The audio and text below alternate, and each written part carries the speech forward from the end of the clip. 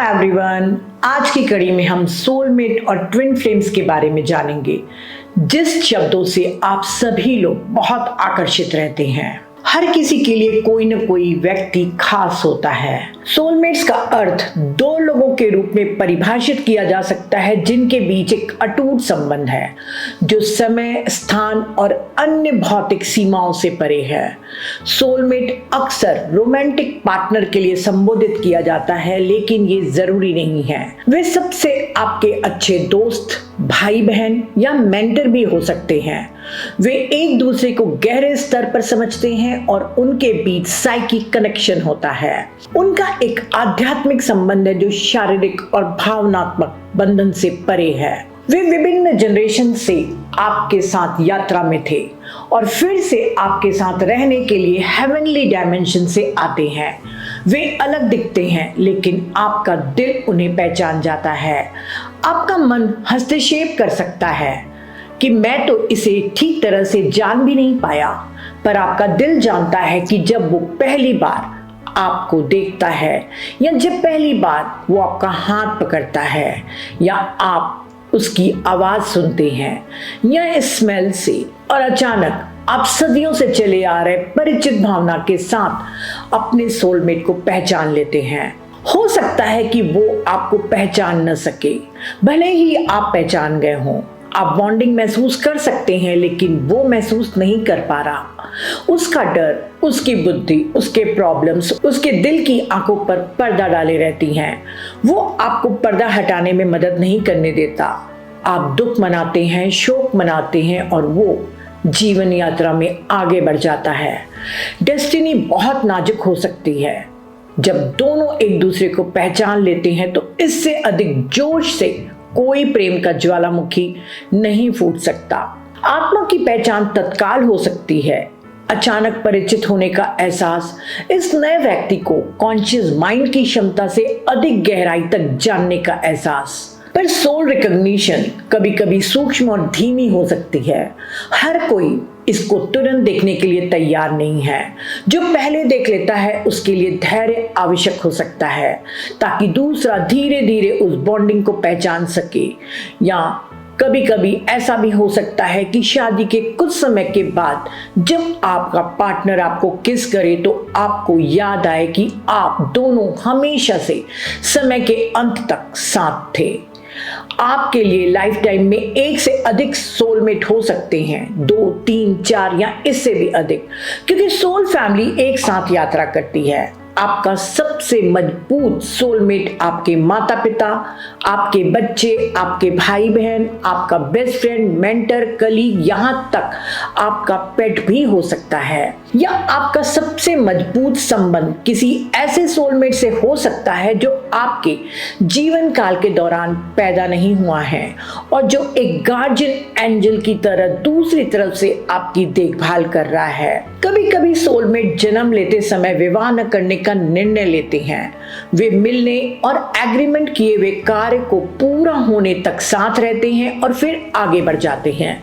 इस पूरे जीवन के लिए उनके सोल प्लान, उनके एजेंडे अलग अलग हैं और वे इस पूरे लाइफ टाइम को एक साथ बिताना नहीं चाहते हैं या इसकी कोई आवश्यकता नहीं है। ये कोई ट्रेजेडी नहीं है, केवल सीखने की बात है। आपके पास एक साथ अनंत जीवन है, लेकिन कभी कभी आपको अलग अलग क्लासेस लेने की आवश्यकता हो सकती है।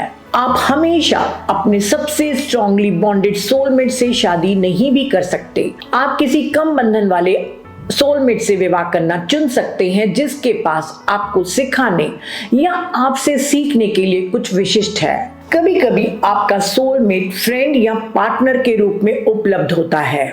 वह आप दोनों के बीच के पैशन, केमिस्ट्री, इंटीमेसी और सूक्ष्म बंधन को पहचान सकता है, फिर भी वो आपके लिए टॉक्सिक हो सकता है।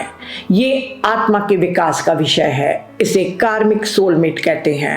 यदि एक आत्मा दूसरे की तुलना में कम विकसित और अधिक अज्ञानी है तो रिश्ते में वायलेंस, ग्रीड, ईर्ष्या, घृणा और भय के लक्षण आ सकते हैं।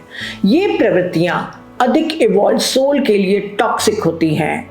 आपको बार बार विचार आ सकता है कि मैं इसे बदल सकता हूँ, मैं उसे बढ़ने में मदद कर सकता हूँ, पर यदि वो आपकी हेल्प स्वीकार नहीं करता, अपनी फ्री विल से न लर्निंग न ग्रो करने का विकल्प चुनता है, तो रिश्ता बर्बाद हो जाता है। क्योंकि अनअवेकेंड सोलमेट जीवन को स्पष्ट रूप से नहीं देखता, अस्तित्व के कई डायमेंशन से वो अवगत नहीं है, न ही आत्माओं के बारे में उसका ज्ञान है। वो केवल अपने मन के अधीन व्यवहार करता है। ऐसी मुलाकातें नियत होती हैं, घटित होती हैं। आत्माओं के कॉन्ट्रैक्ट के बावजूद पार्टनर्स की फ्री विल राज करती है। क्या निर्णय लिए जाते हैं, ये फ्री विल और पसंद का मामला है। शायद अगले जीवन काल में एक और मौका मिलेगा। अनफॉर्चुनेटली इससे अक्सर दिल दुखता है, पर यदि दोनों ही अवेकेंड हुए तो वे एक दूसरे को पहचान लेंगे और प्रेम पूर्वक निर्णय लेंगे। तब एक्टसी यानी परमानंद उनकी मुट्ठी में होता है। ये मत सोचिए कि ये ऑब्सेशन, ये सोल रिकॉग्निशन और अट्रैक्शन किसी अन्य व्यक्ति के साथ आसानी से दोबारा मिल जाएगा। आप हर दिन ऐसे सोलमेट से नहीं मिलते, शायद जीवन काल में केवल कुछ ही बार मिलते हैं। सोलमेट रिलेशनशिप आप दोनों को एम्पावर बनाता है, विकास को मोटिवेट करता है, एक दूसरे को अपलिफ्ट करता है, जीवन के अप्स एंड डाउन्स में अनकंडीशनली एक दूसरे को सपोर्ट करते हैं। वे स्ट्रांगली फिजिकल और इमोशनल कनेक्शन से बंधे होते हैं। उनके बीच कम्युनिकेशन बहुत अच्छा होता है। सेम वैल्यूज होती हैं जैसे ऑनेस्टी, लॉयल्टी, रिस्पेक्ट, एम्पैथी। कई बार सोलमेट समान कर्म से निपटने के लिए समान सबक सीखते हैं और अक्सर एक सामान्य मिशन के लिए एक साथ काम करते हैं। यदि दोनों ने पिछले जन्मों में एक रचनात्मक श्रम पूरा किया है तो उन्हें इस जीवन में एक साथ और भी बड़ी जिम्मेदारी और मिशन सौंपा जा सकता है। वे स्पिरिचुअल पार्टनर के रूप में काम करते हैं। इनके बीच लड़ाई झगड़े बहुत कम होते हैं और इन्हें आप देखकर ही पहचान जाते हैं। इन्हें ही आइडियल कपल यानी मेड फॉर ईच अदर कहा जाता है। ट्विन फ्लेम्स का विचार मॉडर्न स्पिरिचुअलिटी में तेजी से लोकप्रिय हो गया है, जहां इसे एक शक्तिशाली ट्रांसफॉर्मेटिव संबंध के रूप में देखा जाता है, जो व्यक्तियों को अपने जीवन में अपनी अंतिम उच्चतम क्षमता तक पहुंचने में मदद करने के लिए नियत है। ऐसा माना जाता है कि प्रत्येक व्यक्ति की ट्विन फ्लेम उसका सबसे महत्वपूर्ण मिरर और टीचर है, जो जीवन में ग्रोथ, हीलिंग और ट्रांसफॉर्मेशन लाती है।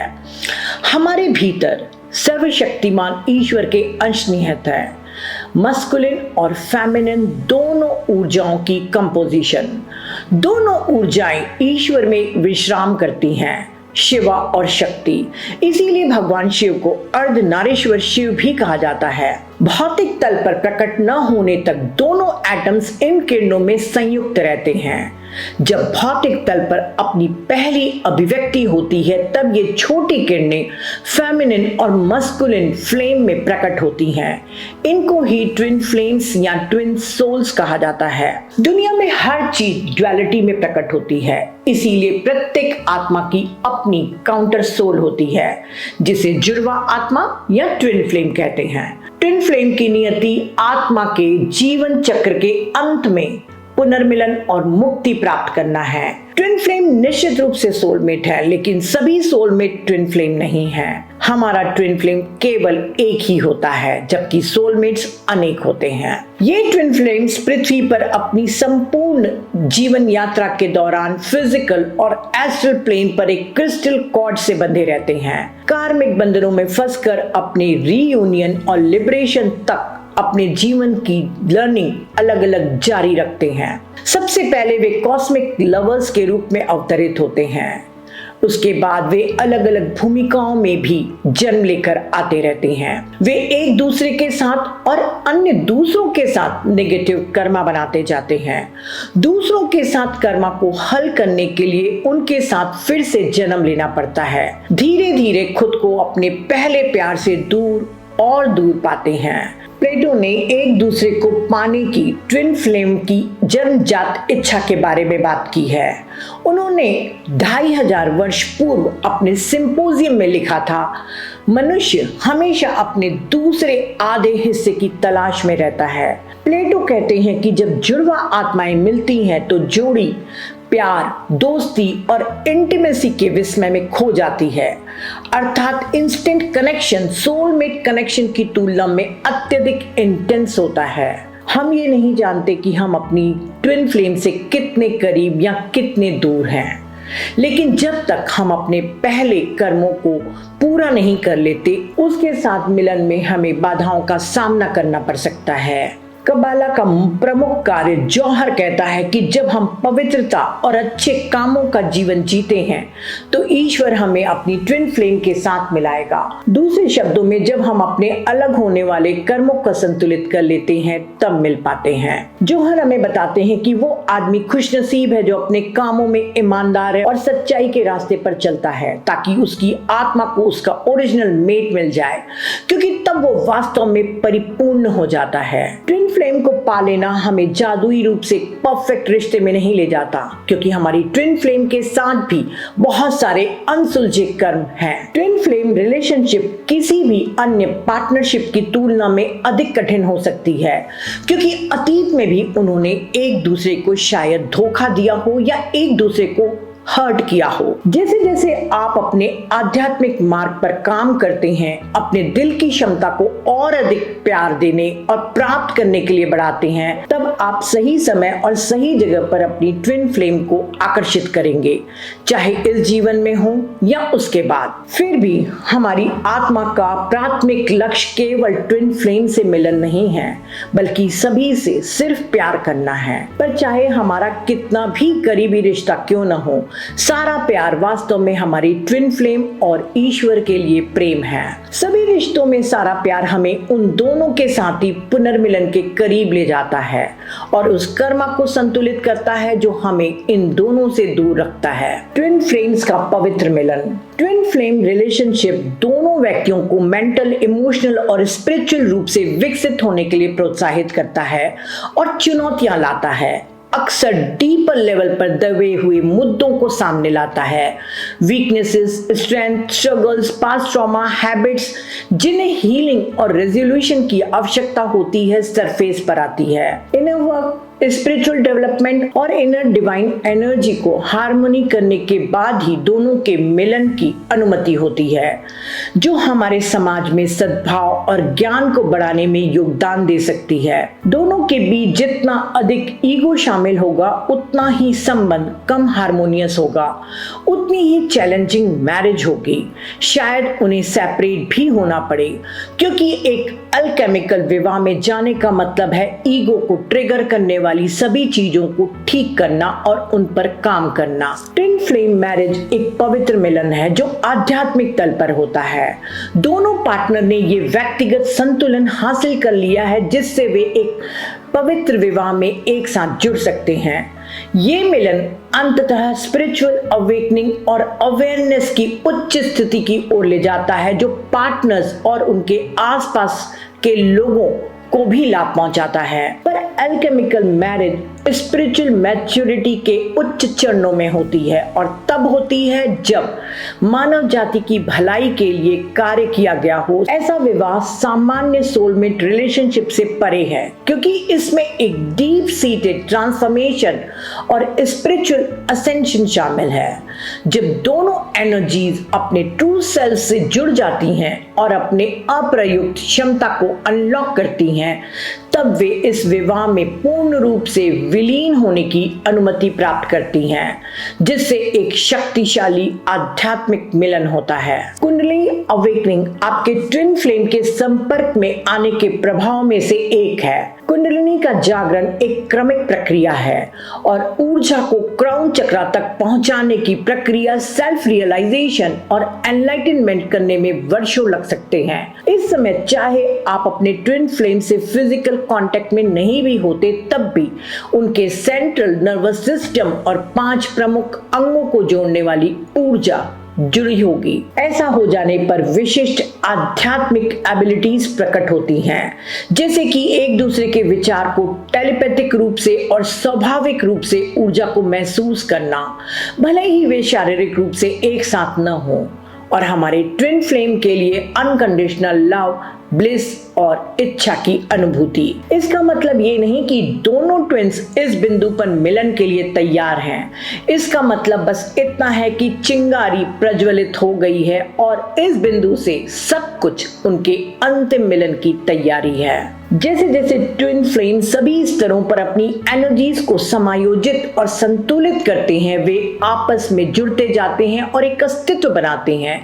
इसीलिए वास्तव में कुंडलिनी जागरण उस एकता का जागरण है जिसे उन्होंने कभी साझा किया था। जब ट्विन फ्लेम कीमिया विवाह में शामिल होते हैं तो उनकी व्यक्तिगत कुंडलिनी ऊर्जा आपस में जुड़ जाती है, चक्रों के माध्यम से ऊपर उठती है और क्राउन चक्र पर पहुंचने पर लाइट और एनर्जी के विस्फोट में परिणित होती है। ट्विन फ्लेम विवाह में एक और आवश्यक तत्व डीएनए लाइट कोड की एक्टिवेशन को ट्रिगर करता है, जिससे उन्हें ज्ञान और स्पिरिचुअल अवेयरनेस की उच्चतम अवस्था प्राप्त होती है। ये ट्विन फ्लेम विवाह केवल रोमांटिक प्रेम के बारे में नहीं है, ये सेल्फ डिस्कवरी और स्पिरिचुअल ग्रोथ की एक गहन और परिवर्तनकारी यात्रा है।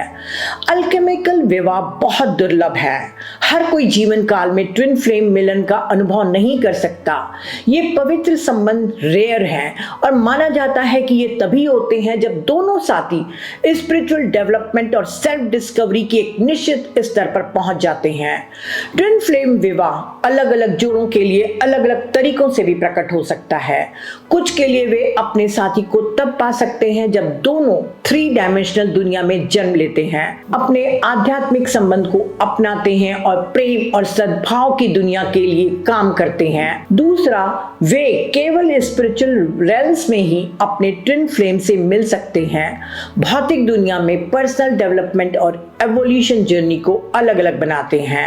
हालांकि गहरा संबंध बना रहता है जो स्पिरिचुअल और फिजिकल प्लेन के बीच की खाई को पाटता है। यद्यपि ट्विन फ्लेम मैरिज का अनुभव हर कोई नहीं कर सकता। ये मिलन तब होता है जब दोनों एनर्जीज परफेक्ट हार्मनी में होती हैं। ऐसे मिलन की कल्पना हम सभी को प्रेरित करती है। ताजमहल मुगल सम्राट शाहजहां ने अपनी पत्नी मुमताज महल की याद में बनवाया था और इन्हें ट्विन फ्लेम्स के रूप में याद किया जाता है और ताजमहल अमर प्रेम को दिखाता है। हिंदुइज्म में राधा कृष्णा को ट्विन फ्लेम्स के रूप में जाना जाता है। Spiritual leader Elizabeth Clare Prophet और उनके पति मार्क प्रॉफिट अपने को ट्विन फ्लेम होने का दावा करते हैं, जिन्होंने समिट लाइट हाउस की स्थापना की है और लोगों को स्पिरिचुअल अवेकनिंग में मदद करते हैं। ट्विन फ्लेम्स और सोलमेट के बीच का अंतर। सोलमेट रिलेशनशिप का उच्च उद्देश्य व्यक्ति की अपनी चेतना की ग्रोथ और इवोल्यूशन है, जबकि ट्विन फ्लेम्स का उच्च उद्देश्य एक साथ असेंशन से पूरे ग्रह के लिए उच्च कंपन और चेतना पैदा करना है।